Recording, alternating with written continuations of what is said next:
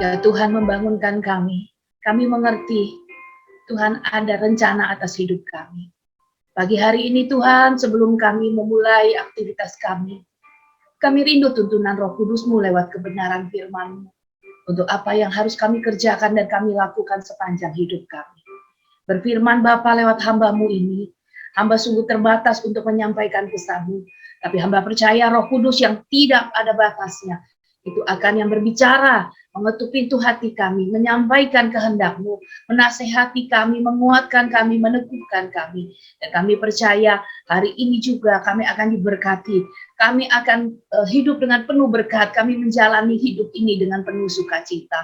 Terima kasih Bapak, kami buka telinga kami dan hati kami untuk mendengar kebenaran firman-Mu. Di dalam nama Tuhan Yesus Kristus, haleluya.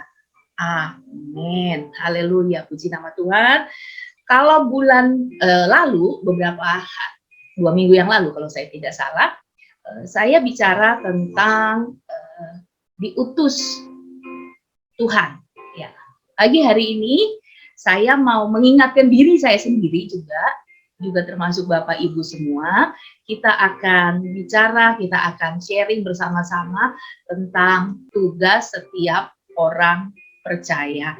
Bicara dengan tugas setiap orang percaya ini juga saya terperangkati dengan khotbah-khotbah Bapak Gembala. Seringkali apa yang menjadi khotbah Bapak Gembala, yang menjadi rema buat saya biasa akan tulis itu dalam bentuk entah catatan, entah PPT seperti, dan itu saya bagikan kembali. Karena buat saya tuntunan yang diberikan lewat hamba-hamba Tuhan yang lain itu juga menjadi berkat bagi banyak orang, mungkin lewat hidup kita. Jadi pagi hari ini kita juga sama-sama, ini pernah juga diulas oleh Bapak Gembala, tapi saya coba buat lebih singkat. Bicara tentang tugas setiap orang percaya. Berarti tugas saya, tugas Bapak Ibu sekalian yang ada juga di gerbang pagi, tugas seluruh orang yang percaya kepada Tuhan. Kenapa kita ada tugas? Efesus 2 ayat yang ke Efesus 2 ayat yang ke 8 hingga ayat ke-9 berbunyi gini. Sebab karena kasih karunia kamu diselamatkan oleh iman. Hidup kekristenan tidak lepas dari namanya kasih karunia. Itu bukan hasil usahamu, tetapi pemberian Allah. Itu bukan hasil pekerjaanmu. Jangan ada orang yang memegahkan diri. Dari ayat ini sangat jelas bahwa kalau kita ada hari ini, pagi ini, kalau kita bisa diselamatkan oleh Tuhan, itu hanya semata-mata karena kasih karunia dari Tuhan. Yang percaya katakan amin. Sebagai orang yang sudah menerima kasih karunia Tuhan, kalau bahasa saya, kita berhutang kepada yang memberi keselamatan itu. Kita punya hutang kepada Tuhan kita. Kita yang harusnya mati karena dosa kita yang harusnya mati karena kesalahan kita diselamatkan tanpa ada dasar sebenarnya. Hanya karena kasih karunia Tuhan. Dan oleh karena itu, karena kita sebagai orang berhutang, tentunya ada tugas, ada kewajiban, ada hak dari orang-orang yang sudah diselamatkan, yaitu orang-orang yang percaya. Apa yang menjadi tugas dan tanggung jawab orang percaya? Saya juga mendasari dari Ibrani 13 ayat 18 sampai 22, tetapi saya mendorong nanti baca saja setelah ibadah ini. Saya hanya mengambil beberapa ayatnya saja, poin-poinnya saja. Tugas dan tanggung jawab kita sebagai orang percaya yang berhutang kepada Allah itu adalah menyediakan waktu lebih banyak untuk berdoa. Di ayat 18 dari Ibrani ini berkata, berdoalah terus untuk kami. Artinya mari kita menyediakan waktu lebih banyak untuk berdoa. Saya bersyukur ada gerbang pagi di mana tempat kita memulai hari dengan kita menyediakan waktu kita lebih banyak untuk berdoa. Tidak ada lagi waktu untuk kita marah, tidak ada lagi waktu untuk kita tersinggung, tidak ada lagi waktu untuk kita kecewa. Karena apa? Semakin kita banyak menuntut, maka akan semakin banyak kita kecewa. Atau kalau di hari-hari ini, seberapa kita mau jujur, berapa waktu yang kita gunakan untuk media sosial kita dibandingkan kita untuk kita berdoa. Mungkin Bapak Ibu Saudara yang memang aktif di media sosial yang istilahnya membagikan firman Tuhan, kesaksian atau membagikan ayat-ayat firman, oke, itu bagus, itu bagian yang luar biasa kita memanfaatkan media sosial. Tapi berapa banyak juga orang yang hanya kerjanya menjadi stalker, hanya lihat-lihat status orang, ngepoin status orang, dia gimana sih, ini pacarannya bagaimana sih dia, hari ini dia kemana dan bla bla bla. Tapi pagi hari ini Tuhan mengingatkan kita sebagai orang yang sudah mendapat kasih karunia Tuhan, tugas dan tanggung jawab kita adalah menyediakan waktu lebih banyak untuk berdoa. Karena saya terlalu percaya semakin banyak kita berdoa, disitulah kekuatan kita.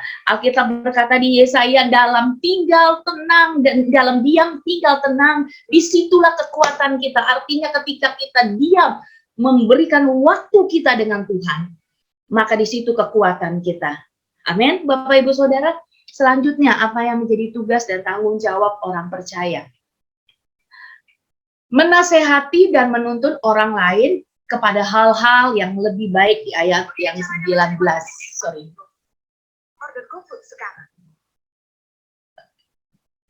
Menasehati dan menuntun orang lain kepada hal-hal yang lebih baik. Mungkin ada berkata, Bu, boro-boro saya juga. Begitu mendapat ini bilang boro-boro saya bisa menasihati orang atau menuntun orang lain kepada hal-hal yang lebih baik. Hidup saya aja masih belum beres, saya aja banyak ngelakuin istilahnya bukan melakukan hal-hal yang lebih baik, kadang-kadang masih terbawa emosi. Tapi pagi hari ini Tuhan ingatkan kita, Tuhan sudah menebus kita. Maka hidup dan tanggung jawab kita adalah menasehati dan menuntun orang lain kepada hal-hal yang lebih baik. Tentunya dalam menasehati dan menuntun orang lain, kita perlu yang namanya hikmat dan tuntunan dari Tuhan. Alkitab berkata bahwa tetapi apabila di antara kamu ada yang kekurangan hikmat, hendaklah ia memintanya kepada Allah yang memberikan kepada semua orang dengan murah hati dan tidak membangkit-bangkitkan. Wow, luar biasa. Maka hal itu, hikmat yang kita minta itu akan diberikan kepadanya. Pagi hari ini saya mengajak kita berdoa kepada Tuhan. Bagi saudara-saudara yang mungkin merasa kita tahu bahwa tugas dan tanggung jawab kita adalah menasihati dan menuntun orang lain kepada hal-hal yang baik, tetapi kita merasa kita kurang hikmat, kita perlu tuntunan Tuhan. Pagi hari ini biar ini menjadi doa kita. Kita minta Tuhan beri kami hikmat, agar dalam hidup kami mengeluarkan kata-kata nasihat, kami bisa menuntun orang untuk melakukan lebih baik, bahkan diri kami sendiri, hanya karena tuntunan dan hikmat dari Engkau. Curahkan hikmat-Mu baik setiap kami pada pagi hari ini, sehingga selesai kami ibadah, kami dipenuhi hikmat untuk melakukan tugas dan tanggung jawab ini ya Tuhan. Di dalam nama Yesus, haleluya. Amin. Amin. Kita percaya kita sudah minta hikmat itu kepada Tuhan. Yang selanjutnya, tugas dan tanggung jawab orang percaya adalah melakukan perbuatan baik dan apa yang berkenan kepada Allah. Perbuatan baik dan keselamatan itu adalah dua hal yang tidak bisa dipisahkan. Tetapi jangan keliru, bukan karena perbuatan baik kita diselamatkan. Ayat di depan tadi, ayat pembuka kita sudah dengan jelas bahwa kita diselamatkan oleh kasih karunia. Artinya apa?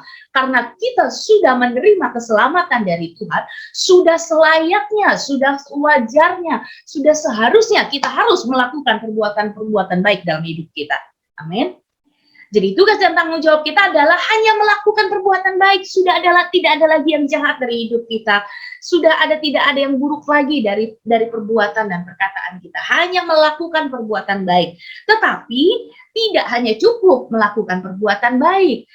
Alkitab katakan di ayat yang 21-nya, di Ibrani 13 ayat yang ke-21-nya berkata begini.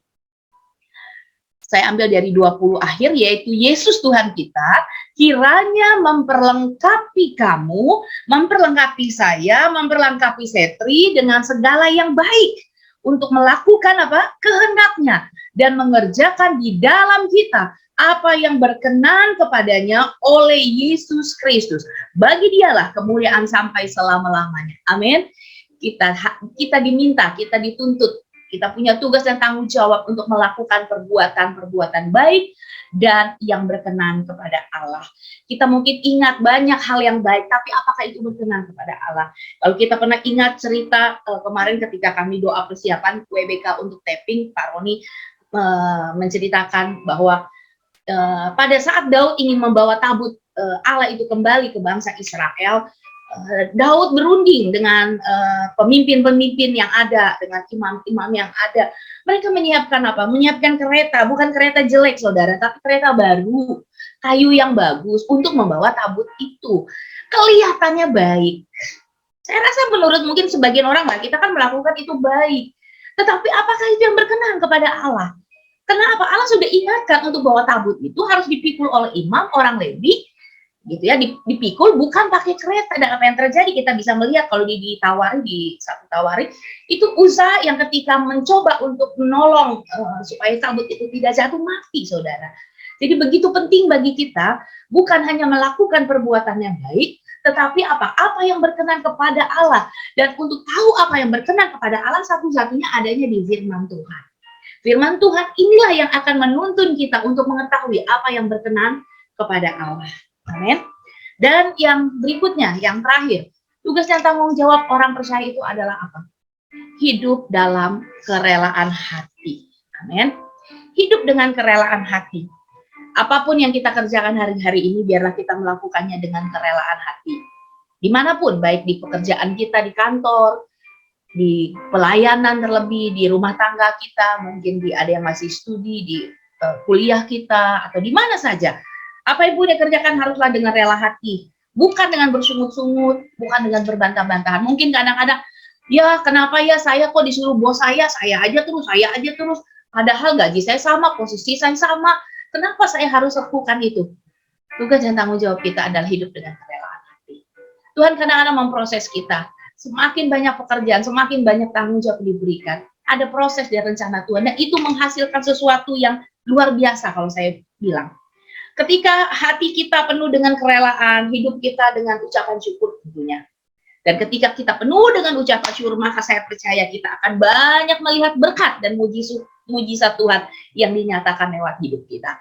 Ketika kita merelakan hati kita untuk tidak harus berbantah-bantahan dengan pasangan suami kita, pasangan hidup kita, mungkin suami atau istri kita tidak hitung-hitungan dengan apa yang kita lakukan, mengerjakan pekerjaan Tuhan, mungkin saya terlalu percaya bahwa Tuhan akan melimpahkan, Tuhan akan memberkati kita, dan kita akan melihat begitu banyak mujizat Tuhan akan terjadi dalam hidup kita. Yang percaya katakan amin.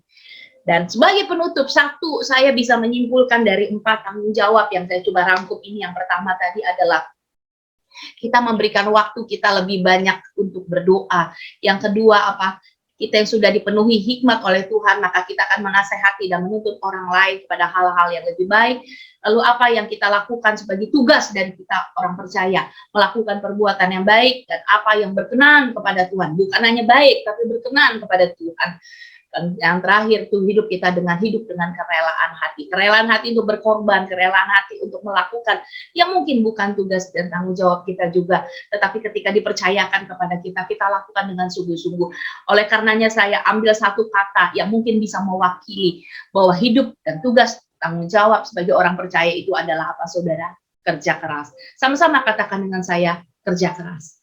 Tapi kerja keras bukan asal kerja keras, saudara. Kerja keras yang didasari saya ambil dari 1 Korintus 15 ayat yang ke-10. Ingat, tetapi dasar kita adalah kasih karunia Allah.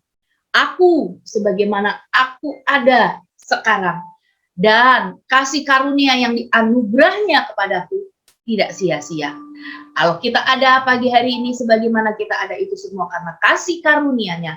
Sebaliknya, aku telah bekerja lebih keras. Perhatikan, kita harus bekerja lebih keras. Tugas dan tanggung jawab kita bekerja lebih keras daripada mereka semua, daripada orang lain di sana. Pagi hari ini saya mengajak kita semua, apa yang sudah kita lakukan baik, lebih baik lagi. Artinya kita lebih bekerja keras lagi untuk kemuliaan nama Tuhan. Tapi bukan saya yang melakukannya, melainkan kasih karunia Allah yang menyertai kita. Akan ada kasih karunia Allah ketika kita mau melakukan tugas dan tanggung jawab kita dengan bekerja keras. Ada kasih karunia Allah yang tidak pernah meninggalkan kita, menyertai kita kemanapun kita pergi. Dan saya percaya akan ada banyak berkat, akan banyak ada jiwa yang akan datang mencari Tuhan lewat hidup setiap kita yang sudah melakukan tugas dan tanggung jawabnya. Demikian firman yang bisa sampaikan. Selamat melakukan tugas dan tanggung jawab kita dimanapun Tuhan tugaskan kita sepanjang hari ini dan selamanya. Tuhan Yesus memberkati.